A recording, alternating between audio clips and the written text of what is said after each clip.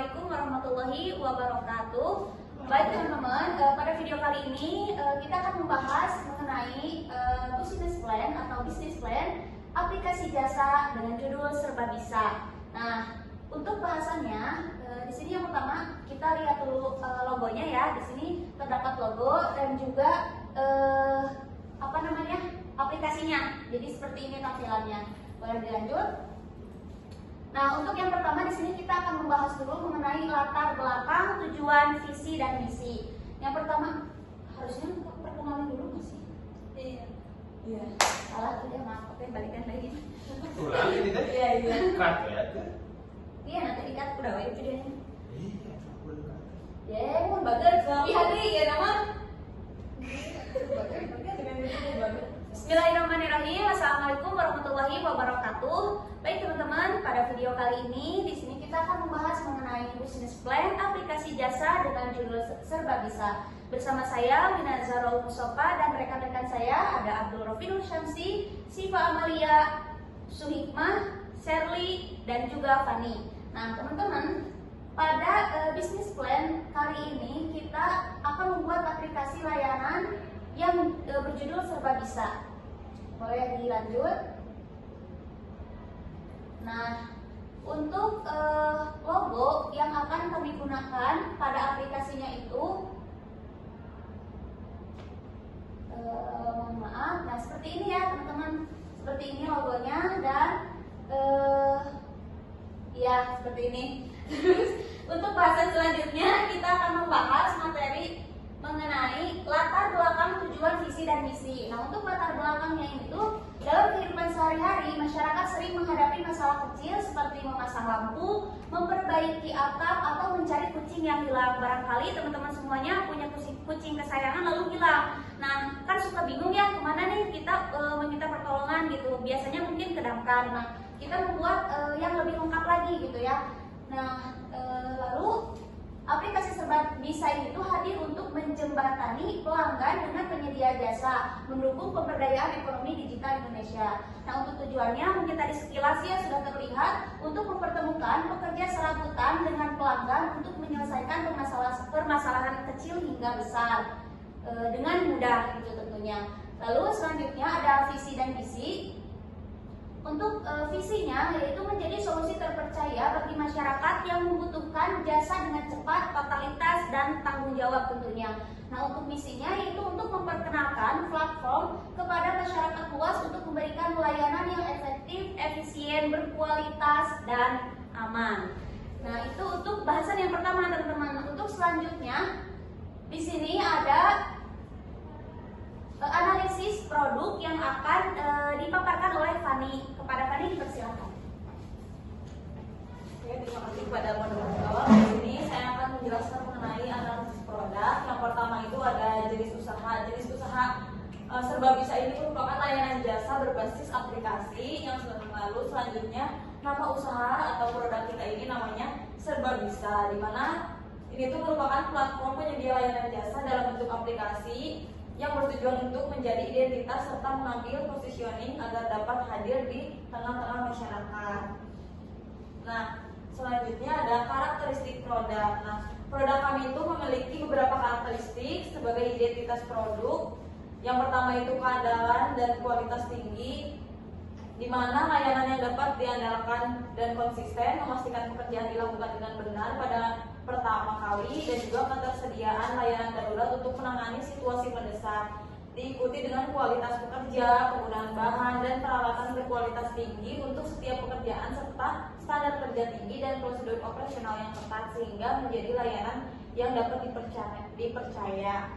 Nah, di karakteristik produk ini juga para pekerja mengerjakan sebuah pekerjaan yang dipercayakan oleh pelanggan dengan sepenuh hati sesuai keahlian mereka masing-masing. Operator aplikasi dan layanan pelanggan juga akan membantu operasional perusahaan dengan respon cepat terhadap permintaan pelanggan dan penyelesaian pekerjaan dalam waktu yang ditentukan.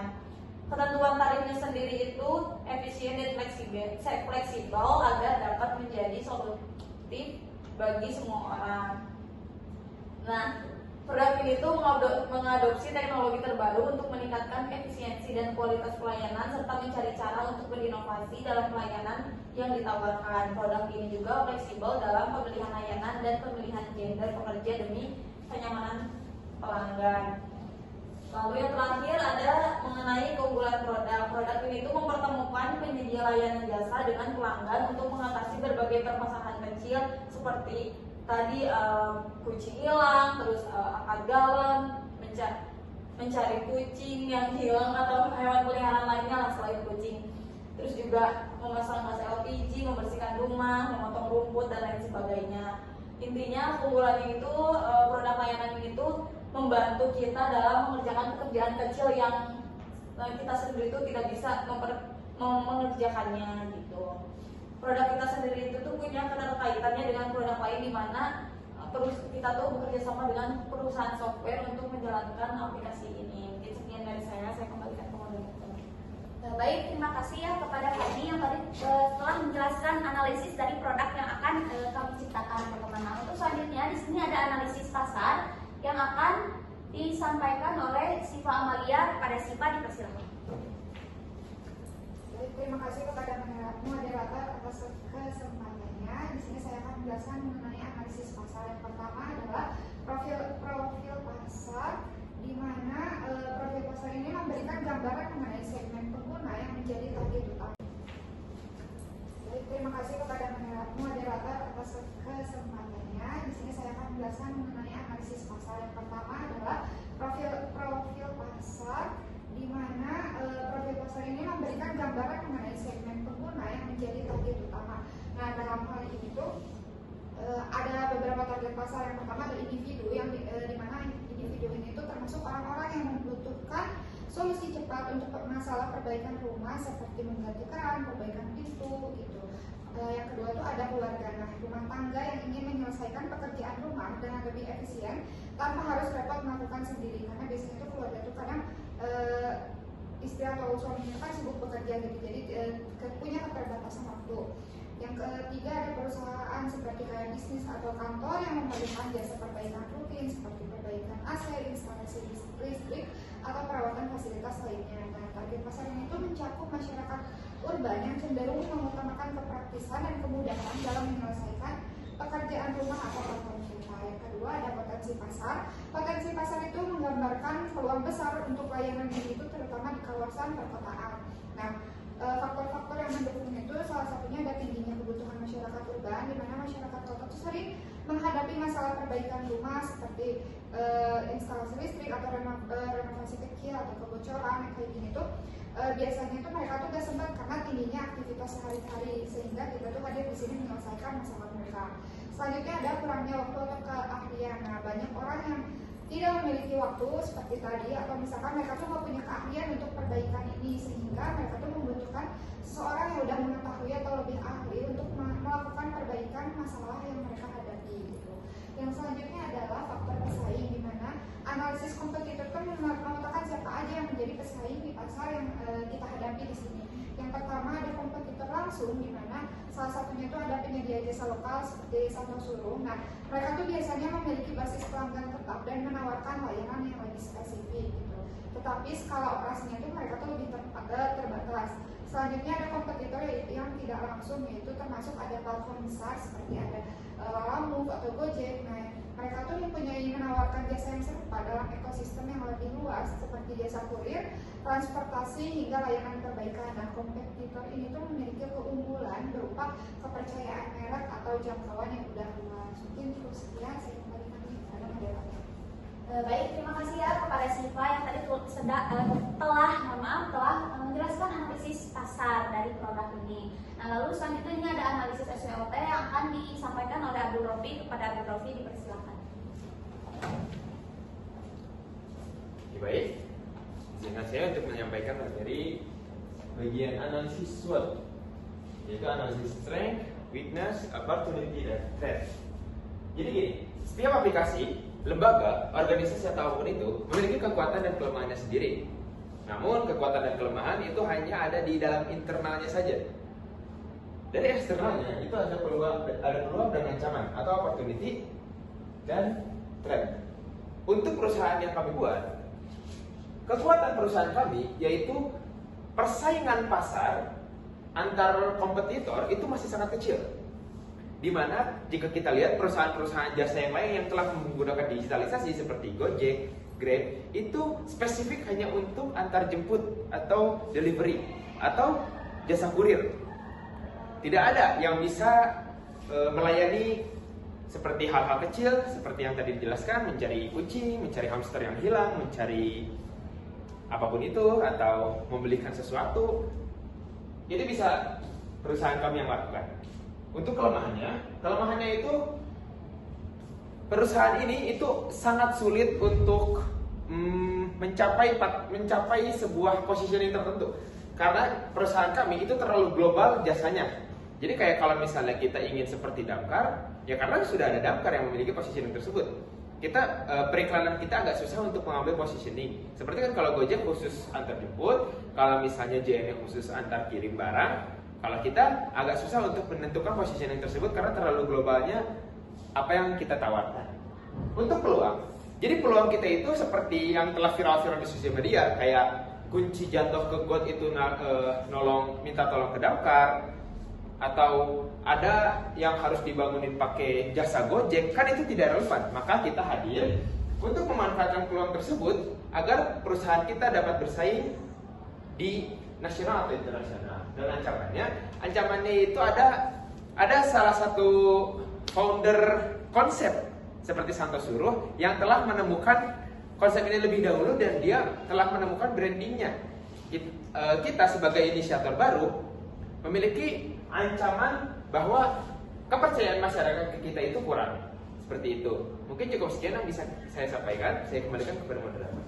Baik, terima kasih kepada Abdul Robi yang tadi telah menjelaskan analisis SWLT-nya ya teman-teman. Nah, untuk selanjutnya di sini ada rencana pengembangan usaha yang akan disampaikan oleh Suhikman. Kepada Suhikman dipersilakan. Baik, terima kasih kepada moderator. Di sini saya akan menyampaikan rencana pengembangan usaha. Yang pertama itu ada jangka pendek mulai dari 0 sampai 1 tahun. Nah, di sini perusahaan merencanakan jalannya usaha dalam jangka pendek itu ada beberapa rencana untuk menjalankan ke depannya bagaimana. Salah satunya itu meningkatkan visibilitas dan pemasaran dengan cara memanfaatkan digital marketing atau optimalisasi website untuk SEO. Baik, terima kasih kepada Abdul Robi yang tadi telah menjelaskan analisis SWLT-nya ya teman-teman. Nah, untuk selanjutnya di sini ada rencana pengembangan usaha yang akan disampaikan oleh Suhikman. Kepada Suhikman dipersilakan. Baik, terima kasih kepada moderator. Di sini saya akan menyampaikan rencana pengembangan usaha. Yang pertama itu ada jangka pendek mulai dari 0 sampai 1 tahun. Nah, di sini perusahaan merencanakan jalannya usaha dalam jangka pendek itu ada beberapa rencana untuk menjalankan ke depannya bagaimana. Salah satunya itu meningkatkan visibilitas dan pemasaran dengan cara memanfaatkan digital marketing atau optimalisasi website untuk SEO. Penggunaan iklan berbayar di Google Ads dan media sosial seperti Facebook dan Instagram. Selain itu, kami juga memanfaatkan media sosial dengan aktif di media sosial dengan membuat konten berkualitas, terutama video, foto, proyek, dan tips perbaikan rumah dan testimoni pelanggan. Untuk yang selanjutnya ada jangka menengah mulai dari 2 sampai 3 tahun. Nah, di situ perusahaan merencanakan program jangka menengah. Perusahaan menganalisis kemungkinan perubahan dan perkembangan pasar yang potensial sehingga perusahaan merencanakan beberapa rencana. Salah satunya itu ada ini ekspansi ke 3 sampai 5 kota baru dan diversifikasi layanan seperti plumbing dan perbaikan alat berat. Untuk yang terakhir ada jangka panjang 3 sampai 5 tahun. Nah, untuk jangka panjang ini perusahaan merencanakan beberapa langkah besar. Salah satunya itu memperkuat merek dengan kampanye pemasaran berkualitas dan ekspansi nasional melalui kerjasama besar dengan perusahaan atau pemerintah. Mungkin cukup sekian penyampaian materi dari saya. Selanjutnya saya kembalikan kepada moderator. Baik, terima kasih kepada Suhikman yang tadi sudah menjelaskan rencana pengembangan usaha. Nah, untuk yang terakhir dari bahasan kami ini adalah proses kanal distribusi teman-teman. Nah, proses kanal distribusi itu akan disampaikan oleh Sherly Puspita. Kepada Sherly, dipersilakan. Jadi sebelumnya terima kasih kepada moderator. Nah, yang terakhir itu ada proses kanal distribusi. Jadi proses kanal distribusi itu tentang bagaimana perusahaan kita tuh memperkenalkan produk kita gitu melalui beberapa jalur distribusi. Nah, yang pertama tuh ada digital. Nah, di sini tuh kita bakal pakai website sebagai pusat informasi, terus buat layanan pemesanan online dan kontak pelanggan. Terus selain itu juga kita bakal aktif di sosial media seperti Instagram, Facebook, sama YouTube itu buat promosi dan interaksi sama pelanggan. Terus kita juga ada aplikasi mobile yang bikin pelanggan tuh gampang pesan layanan, pelacak proyek sampai kasih feedback. Terus yang kedua tuh ada tradisional yang dimana kayak brosur, flyer yang bakal kita sebarin di toko perangkat keras, terus di komunitas perumahan sama acara-acara lokal. Ditambah lagi kita tuh bakal pakai billboard sama banner di lokasi strategis buat tingkatin exposure produk kita. Dan yang terakhir itu ada kemitraan yang dimana kita tuh akan melakukan kolaborasi dengan toko perangkat keras dan pengembangan properti untuk memperluas jangkauan gitu. Jadi semuanya tuh kalau kita rancang biar pelayanan itu benar-benar terjangkau dan mudah diakses pelanggan. Mungkin itu saja yang dapat saya sampaikan. Saya kembalikan kepada moderator. Baik, terima kasih kepada Sherly yang tadi telah menyampaikan materi terakhir dari kami, yaitu pengembangan kanal distribusi ya teman-teman.